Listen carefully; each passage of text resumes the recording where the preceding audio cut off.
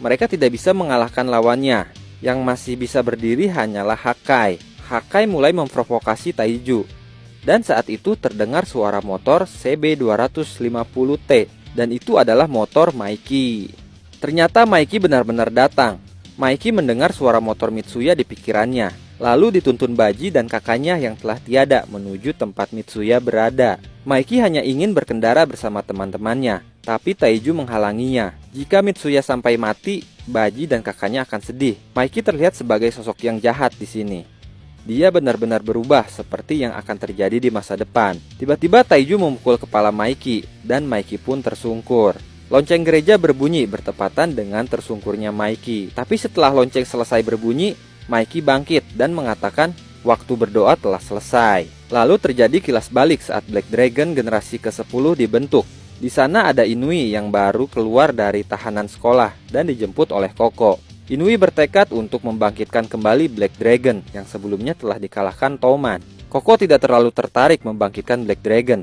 Lalu dia mengajak Inui bertemu seseorang di sekolahnya yang mungkin bisa membantu Inui dalam membangkitkan Black Dragon. Orang itu ternyata Shiba Taiju. Inui menantang Taiju duel 1 lawan 1 untuk merekrut Taiju menjadi anak buahnya.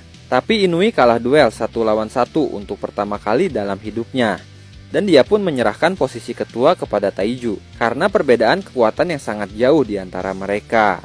Taiju akan membangkitkan Black Dragon, tapi dengan syarat Koko mau menjadi anak buahnya. Lalu kilas balik selesai. Inui menyarankan kepada Maiki untuk menyerah saja melawan Taiju karena Taiju berada di level yang berbeda. Tapi tiba-tiba Taiju jatuh tersungkur dan semuanya kaget. Ternyata Taiju ditendang oleh Maiki hingga tumbang. Anggota Toman sangat kagum dengan Maiki.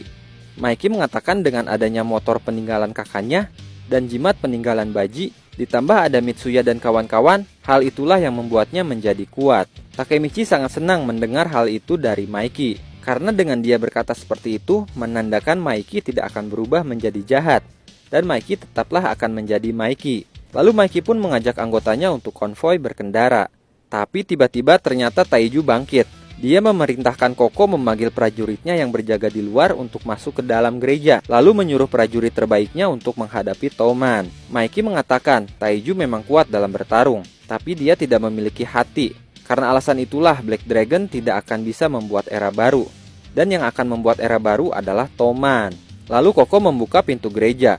Takemichi dan kawan-kawan siap bertahan dan menghadapi 100 anggota Black Dragon yang sebentar lagi masuk ke dalam gereja. Tapi ternyata di sana muncul Draken seorang diri dan dia mengalahkan semua anggota Black Dragon sendirian.